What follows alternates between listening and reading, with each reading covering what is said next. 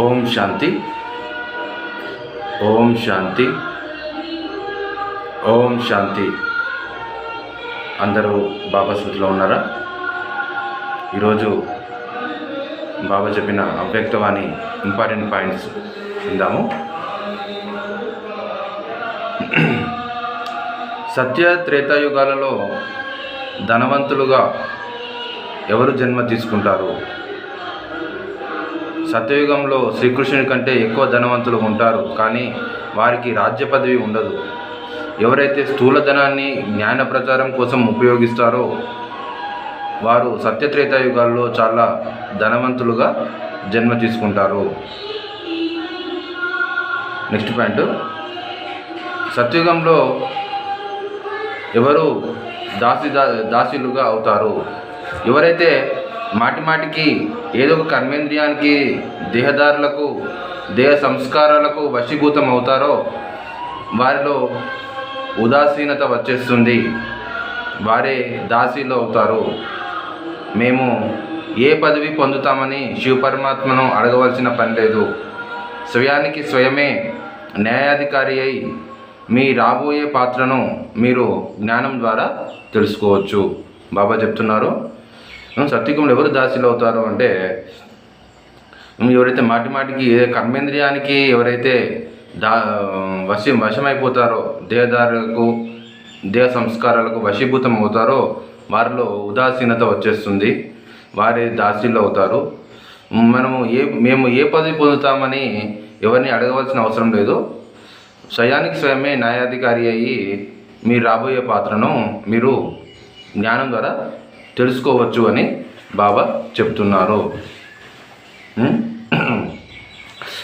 Next point,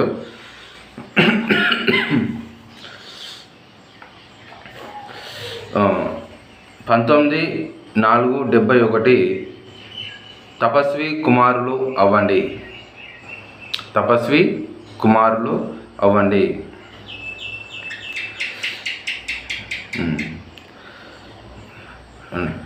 next point, ఏ పాత సంకల్పం లేదా సంస్కారం మీలో కనిపించకూడదు, అంత త్యాగం నేర్చుకోవాలి.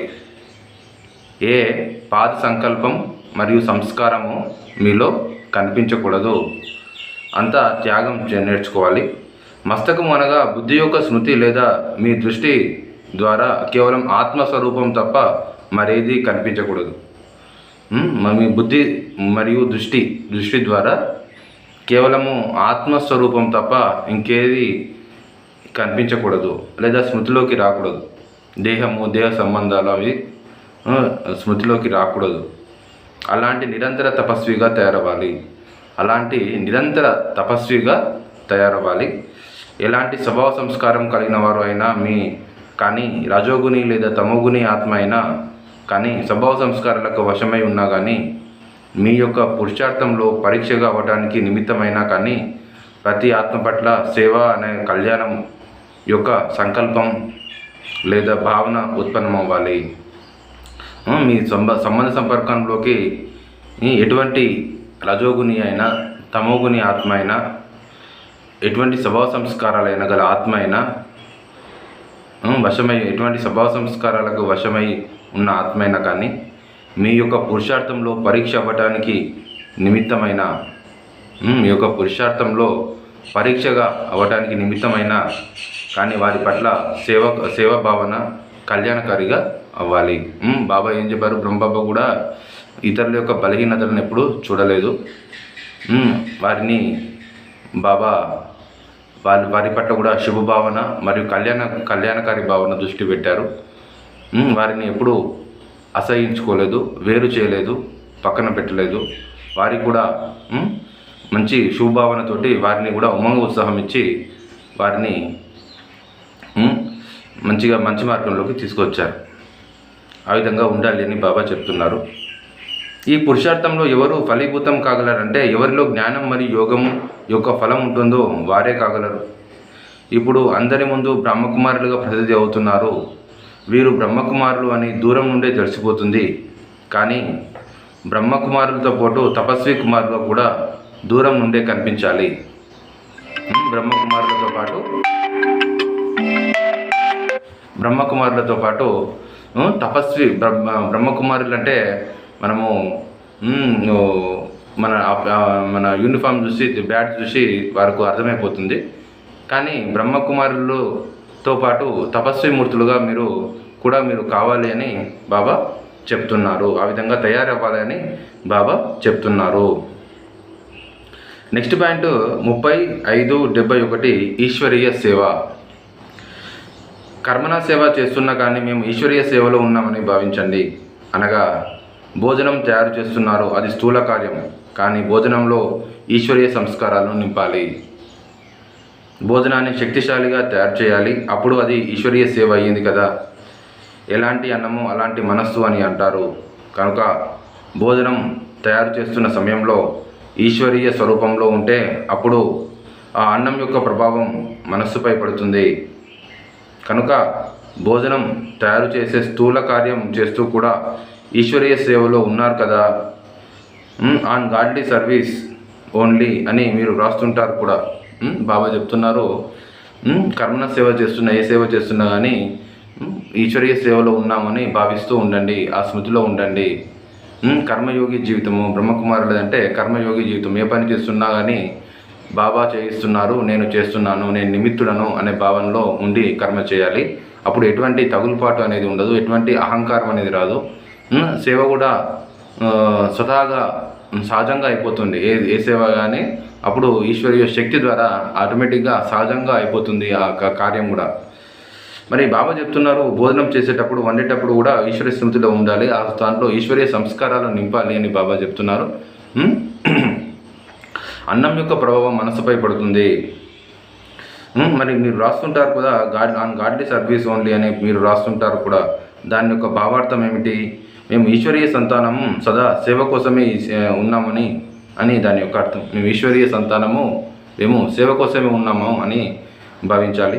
చేసేది స్థూల సేవ అయినా కానీ ఈశ్వరీయ సేవలో ఉన్నట్లే. ఎప్పటి వరకు ఈశ్వరీయ జన్మలో ఉంటామో అప్పటి వరకు ప్రతి సెకండు, ప్రతి సంకల్పము, ప్రతి కార్యము ఈశ్వరీయ సేవలోనే ఉండాలి. బాబా ఈరోజు ఏం చెప్తున్నారు? ఎప్పటి వరకు ఈ జన్మ ఈశ్వరీయ జన్మలో ఉంటాము అంటే ఈ జన్మ అయ్యేంత వరకు. బాబా దీని ప్రకారం మేము అర్థం చేసుకోలే.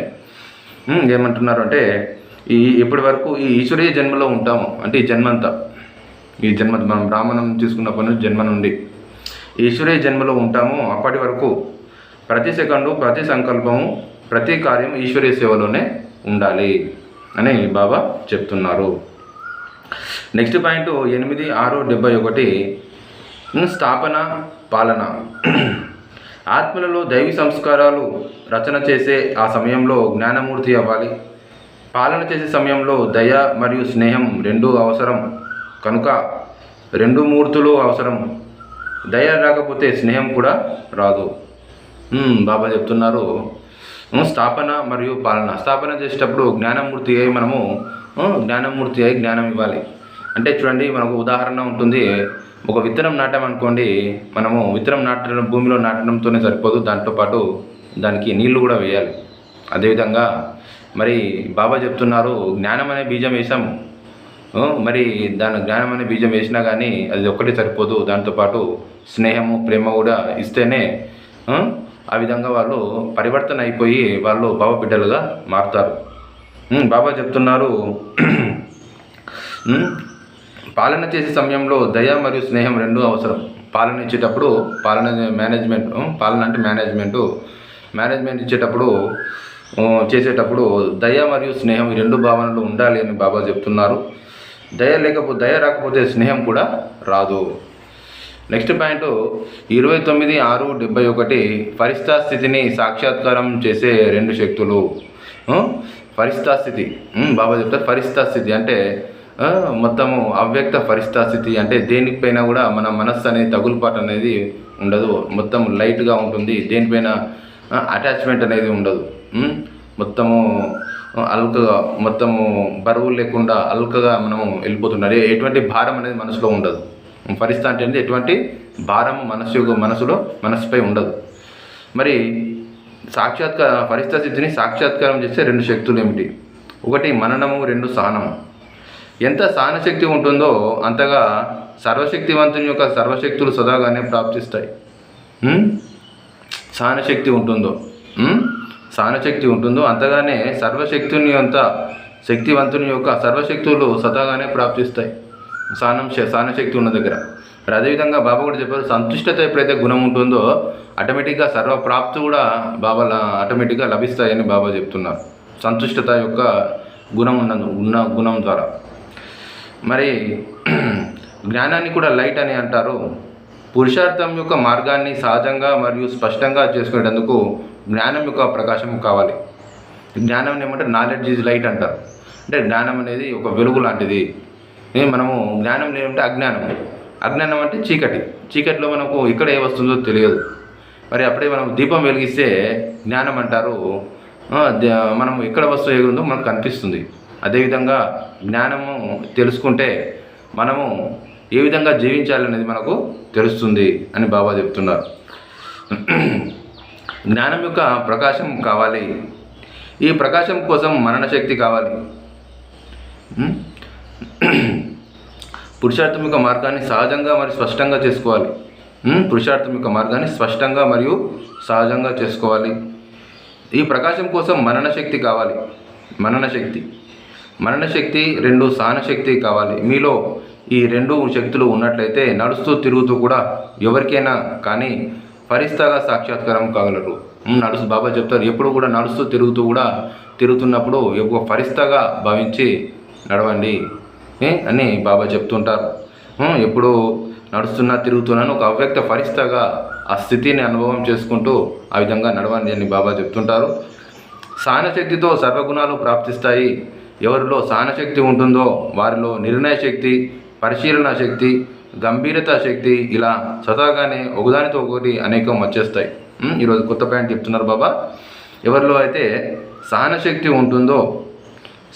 ఎవరిలో అయితే ఉంటుందో వారిలో నిర్ణయ శక్తి, పరిశీలన శక్తి, గంభీరత శక్తి ఇలా స్వతహాగానే వచ్చేస్తాయి అని బాబా చెప్తున్నారు. సహనశక్తి ఉన్న దగ్గర సహనశక్తి ఉంటే ఆటోమేటిక్గా మనకు నిర్ణయ శక్తి, పరిశీలన శక్తి మరియు గంభీరత శక్తి ఆటోమేటిక్గా మనలో వచ్చేస్తాయని బాబా చెప్తున్నారు.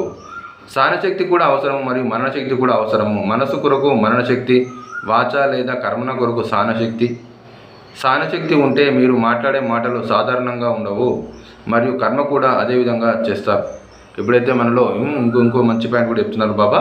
ఏం చెప్తున్నారు అంటే, ఎప్పుడైతే మీలో సహనశక్తి ఉంటుందో మీరు మాట్లాడే మాటలు సాధారణంగా ఉండవు అని బాబా చెప్తున్నారు. చాలా మంచి పాయింట్ ఇది. చాలా అనుభవం నుంచి వచ్చే పాయింట్ ఇది. ఎప్పుడైతే మనలో సహనశక్తి అనేది ఉంటుందో మనకు మాట్లాడే మాటలు కూడా సాధారణంగా ఉండవు అని బాబా చెప్తున్నారు. మరియు కర్మ కూడా అదేవిధంగా చేస్తారు. నెక్స్ట్ పాయింట్ 29/6/71 సేవ ప్రారంభంలో. ఆదిలో మీరు సేవకు వెళ్ళినప్పుడు మీలో జ్ఞానశక్తి తక్కువగా ఉండేది, కానీ సఫలత ఏ శక్తి ఆధారంగా వచ్చింది? త్యాగము మరియు స్నేహం. బుద్ధి యొక్క సంలగ్నత రాత్రి పగలు బాబా వైపు మరియు యజ్ఞం వైపు ఉండేవి. బాబా మరియు యజ్ఞం అనే మాటలు ప్రాణప్రదంగా ఉండేవి. ఆ స్నేహమే అందరినీ సహయోగులుగా చేసింది. ఈ స్నేహశక్తి ద్వారానే సేవా కేంద్రాలు తయారయ్యాయి. ఆది స్థాపనలో ఏ శక్తి సహయోగం ఇచ్చిందో అంతిమంలో కూడా అదే జరుగుతుంది. మొదట సాకార బాబా యొక్క స్నేహంతోనే మన్మనాబాబుగా అయ్యారు. సాకార స్నేహమే సహయోగిగా తయారు చేసింది లేక త్యాగం చేయించింది. బాబా చెప్తున్నారు, యజ్ఞం ఆదిలో వెళ్ళినప్పుడు జ్ఞానం అనేది తక్కువ ఉండేది. జ్ఞానం అనేది ఎప్పుడు లేదు. అప్పుడు ఇంకా మురళీలు అప్పుడప్పుడే ఇంకా స్టార్ట్ కాలేదు. మరి బాబా చెప్తున్నారు అప్పుడు ఏముండేది అంటే వాళ్ళు సఫలత జ్ఞానశక్తి లేనప్పటికీ కూడా వాళ్ళు సఫలత వచ్చింది. మరి ఏ విధంగా వచ్చింది అంటే వారిలో త్యాగం అనేది ఉంది మరియు స్నేహం అనేది ఉంది. త్యాగం చేసినారు వారు మరియు స్నేహం అనేది ఉంది. మరి బుద్ధి యొక్క సంలగ్నత ఎప్పుడు కూడా బుద్ధి బాబా వైపు మరియు యజ్ఞం వైపు ఉండేది అని బాబా చెప్తున్నారు. అటువంటి వారి ఆజ్ఞాకారులు మరియు నమ్మకదారులు అని బాబా చెప్తున్నారు. ఆ విధంగా ఉంటుంది. ఆజ్ఞాకారులు నమ్మకదారులు కూడా ఎప్పుడు కూడా వారి యొక్క మనస్సు బుద్ధి కూడా బాబా వైపు, బాబా యొక్క కర్తవ్యం వైపు, బాబా యొక్క మహిమను మాత్రమే గుర్తొస్తుంటాయి వారికి అని బాబా చెప్తారు. మొదట సాకార బాబా ఈ యొక్క స్నేహంతోనే మన్మనాబాబుగా అయ్యారు. మొదట ఏం జరిగిందో సాకార బాబా అంటే బ్రహ్మబాబా వారి యొక్క స్నేహం ద్వారానే మన్మనాబాబుగా అయ్యారు. సాకార స్నేహమే సహయోగిగా తయారు చేసింది లేదా త్యాగం చేయించింది. సంఘటన శక్తి మరియు స్నేహ శక్తితో చుట్టుముట్టాలి. సంఘటన శక్తి మనం చాలా గుర్తుంచుకోవాల్సిన విషయం ఏంటంటే, సంఘటన శక్తితో మనం ఎప్పుడైతే మనం యోగం చేస్తామో అప్పుడు వైబ్రేషన్ వాళ్ళ పవర్ అనేది చాలా ఉంటుంది అన్నట్టు. సంఘటితంగా యోగం చేయాలి. అందుకే మనము బట్టలు పెడుతుంటాము. మరి సహయోగి అయిన ప్రభావమే. విదేశాల్లో కూడా సేవ యొక్క సఫలతకి ముఖ్య కారణము స్నేహము మరియు సహయోగి అయిన ప్రభావమే. జ్ఞానానికి ప్రత్యక్ష రుజువు స్నేహము మరియు సంఘటన శక్తి. జ్ఞాన స్వరూపానికి ప్రత్యక్ష రుజువు ఏంటంటే స్నేహం. ఎప్పుడైతే మనం జ్ఞానస్వరూపంగా ఉంటామో ఆటోమేటిక్ దాని యొక్క ప్రత్యక్ష రుజువు ఏంటంటే అందరితో పాటు స్నేహిగా ఉంటాం. ఎందుకు? బాబా జ్ఞానసాగరుడు, శాంతి సాగరుడు, స్నేహ సాగరుడు. అందరితో మరి భగవంతుని యొక్క గుణాలు కూడా మరి బిడ్డలో ఉంటాయి. కాబట్టి ఆ విధంగా స్నేహం అనేది ప్రత్యక్ష రుజువు అని బాబా చెప్తున్నారు. సేవ యొక్క సఫలతకి ఆధారము కూడా ఇదే. సేవ కూడా కావాలంటే కూడా ఫస్ట్ స్నేహం అనేది ఉండాలి. ఎక్కడ ఉన్నా కానీ మీరు ఇదే ఆలోచించాలి. సందేశం ఇచ్చే కార్యం ఏ రకంగా చేస్తే త్వరగా పూర్తవుతుంది. బాబా యొక్క సందేశం ఇచ్చే కార్యము ఏ విధంగా చేస్తే త్వరగా పూర్తవుతుంది. ఇప్పుడు అయితే చాలా మిగిలి ఉంది. స్నేహంతో త్యాగం చేయాలనే ఉల్లాసం వస్తుంది. స్నేహంతోనే త్యాగం చేయాలి అనే ఉల్లాసము వస్తుంది. స్నేహం యొక్క గుణం ద్వారానే త్యాగం చేయాలనే ఉల్లాసం వస్తుంది. అచ్చా. ఓం శాంతి. మధురాతి మధురమైన ఆత్మిక తండ్రికి ఆత్మిక పిల్లల యొక్క ప్రియ స్మృతులు మరియు నమస్తే. ఓం శాంతి. ఈరోజు సమానం వచ్చేసి నేను స్నేహ స్వరూప ఆత్మను. ఓం శాంతి.